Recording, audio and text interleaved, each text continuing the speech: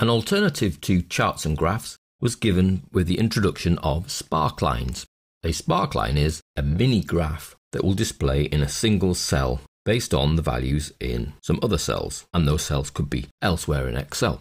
If we take our sales data 2013, we could place a little mini graph here that effectively graphs our sales for the north, the south, the east and the west, so a little sparkline at the end of each of the lines.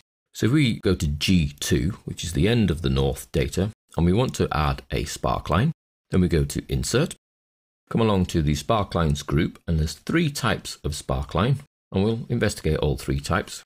We have 4 regions to play with, and we'd like a line sparkline. First thing we need to provide the sparkline with is the range to base its line on. Well, it needs to be based on these 3 cells here. So I use the little browse button, select the 3 cells, and then return. Where would you like the sparkline itself to be placed? Well, it's placing it in G2 because that's where I was when I selected the sparkline. So if I'm in the wrong cell, I can still use the browse button to say let's place it somewhere else on the sheet. So that's OK. And you see a little mini sparkline appears. Now if we do the same for the south, we go to Insert. This time we'll choose a column style one, and that's all it is. It's the difference in the style of the sparkline. Based on the south data, turn to the sparkline dialog box. It's going to go into G3. OK. And you see this time we get a column that represents each of the values within the south data. East and west, let's choose the 3rd type of sparkline. So let's insert win/loss. Based on the east data, return to the sparkline dialog box, and it's going to place that in G4. OK. Now they are very similar to column bars, but effectively a win-loss leaves space within the cell for some negative numbers, so effectively loss values. So those are the 3 types of sparkline. We, however, have 4 lines of data. So for our west set of data, we could use one of the other sparkline layouts. I do quite like the bar one, the column one. So let's copy that cell and paste it here. It has pasted the correct sparkline type because I've got 2 columns, and the column sizes do appear to represent the values within west.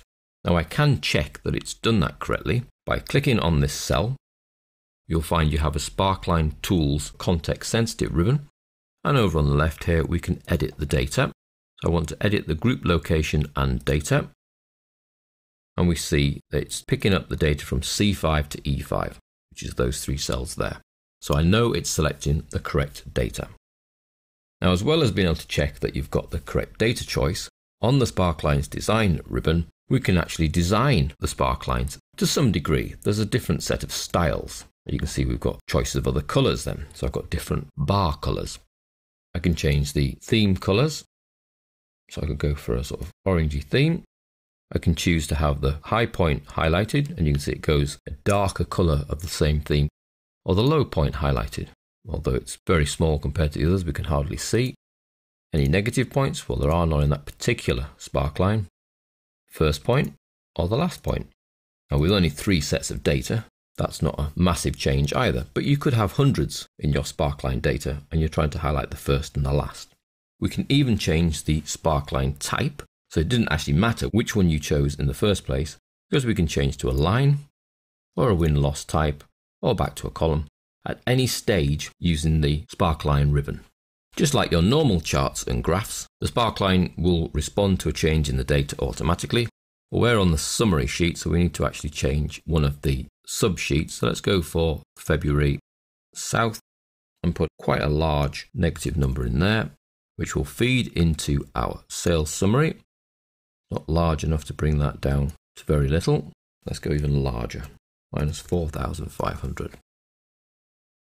And that makes the sales summary now a negative number, which if we change that style using the Sparkline Tools design into a win-loss option, you can see the loss appears below the x-axis.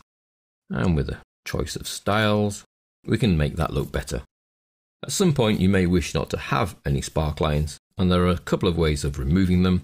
One is simply to select the cell and press delete, which we know will take away any of the cell contents. The sparkline is not really content of that cell, because if you actually double click to enter the cell, you'll see you can still type in it.